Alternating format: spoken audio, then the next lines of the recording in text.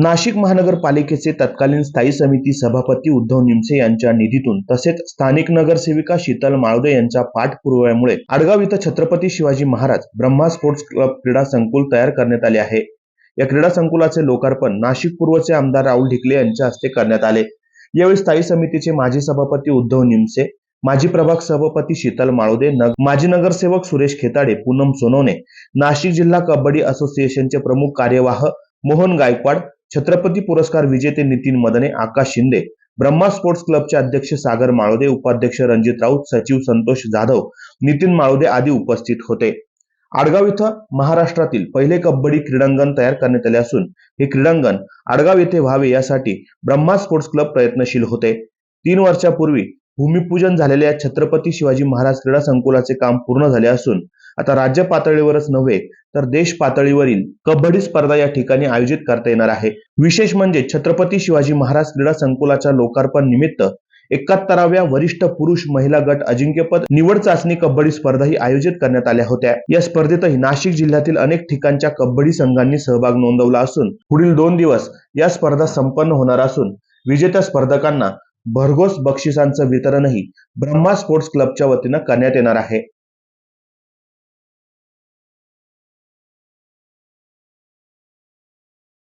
Brahma sports club Adgaon हा नाशिक जिल्ह्यातील एकमेव असा संघ आहे ज्याने किशोर गट, कुमार गट आणि ओपन म्हणजे वरिष्ठ गट या तिन्ही गटात वरिष्ठ गटातील एक प्रसंग वगळता या तिन्ही गटात एकाच वर्षी अंतिम फेरीमध्ये प्रवेश केलेला आहे। हा नाशिक जिल्ह्यातला असा एकमेव संघ आहे।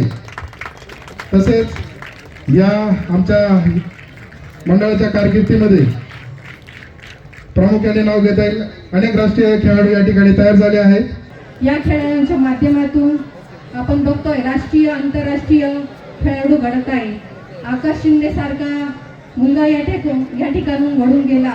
आपण बघतो की आडगावला असे अनेक खेळाडू घडत आहेत। त्यामुळे सर्व ब्रह्मा स्पोर्ट्स क्लबच्या सर्व पदाधिकाऱ्यांची आणि खेळाडूंची मागणी होती की या ठिकाणी आडगावला खेळाडूंसाठी कायमचं असं हक्काचं ठिकाण आणि राहण्याची सोय व्हावी मुलांना।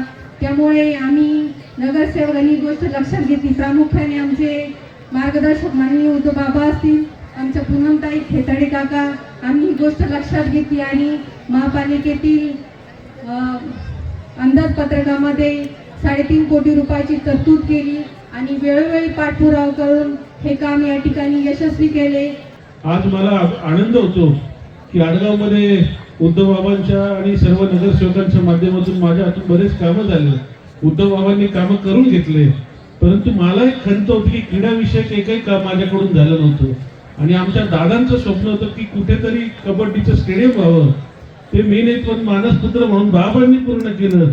त्याबद्दल मी आपल्या सर्वांकडून उद्धव बाबांचं खरंच आभार मानतो की एक चांगला प्लॅटफॉर्म इथं त्यांनी उपलब्ध करून दिलं आणि प्रत्येक गोष्टीला फॉलोअप घेणार आणि संकल्पना कोणाची तरी असते। आधी ते जेव्हा मी पाहतो आडगावचं तेव्हा या सगळ्या गोष्टीत फॉलोअप घेणार आणि सगळे कल्पित जे ते आमचे सागर भाई माळवते। कारण हा क्रीडाचा विषय असो, कारण अभ्यासिका पण त्यांनी मागे लागून आता करून घेतली। पुढच्या आठवड्यात त्याचं आपल्याला भूमिपूजन पण करायचंय। म्हणजे आडगावकर फक्त खेळात पुढे नाही तर अभ्यासात पण पुढे आणि अभ्यासाचा विचार करता आणि म्हणून आज जर बघितलं तर बरेचसे आपले खेळाडू हे पोलीस खात्यात आहेत। म्हणून माझं कित्येक वर्ष झालं स्वप्न आहे की या माझ्या महाराष्ट्रात सुद्धा ज्या कबड्डी खेळाचा जन्म या महाराष्ट्राच्या लाल मातीत झाला, या महाराष्ट्रात सुद्धा एक कबड्डीचं मैदान उभं राहावं ही विनंती मी अनुप कुमारला केली होती। अनुपच्या घरी मी 8-10 दिवस राहायला गेलतो तेव्हा अनुपला विनंती केली। आज अनुपच्या गावी स्वतःचं स्टेडियम आहे, स्वतःचं मैदान आहे, फक्त कबड्डीचं मैदान आहे आणि भारतात दुसरं मैदान इथं उभं राहिलं।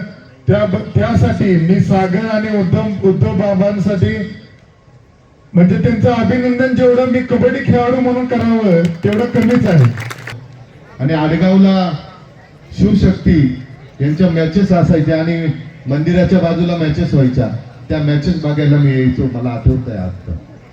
आणि तेव्हापासून मनामध्ये एक स्वप्न होतं की क्रिकेटचे स्टेडियम होतात, फुटबॉलचे स्टेडियम होतात, पण कबड्डीचं स्वतंत्र स्टेडियम काही लवकर बांधल्या जात नाही आणि हे कुठंतरी कबड्डीच्या माझ्या तरुण खेळाडूंवर अन्याय होतो, ही भावना सातत्याने माझ्या मनामध्ये होती आणि म्हणून कबड्डीसाठी स्टेडियम बांधावं हा मनात विचार होता आणि त्याला पूर्ण करता आलं, त्याबद्दल खरोखर मनस्वी आनंद होतो. या प्रसंगी शंकर मते, सचिन लबडे, विनोद लबडे, भानुवंशीताई, वैशाली लबडे, मनोज मते, संतोष हळदे, एकनाथ हळदे, वसीम सय्यद, विकास दिवटे, राधाकिसन शिंदे, अमोल देशमुख, मनोज मते, विलास वालझाडे, किरण दरेकर, प्रणव अहिरे, राम कुमावत, गणेश माळोदे यांच्यासह आडगावचे ग्रामस्थ आणि क्रीडाप्रेमी मोठ्या संख्येने उपस्थित होते. उमेश आवनकर, दिशा न्यूज, नाशिक.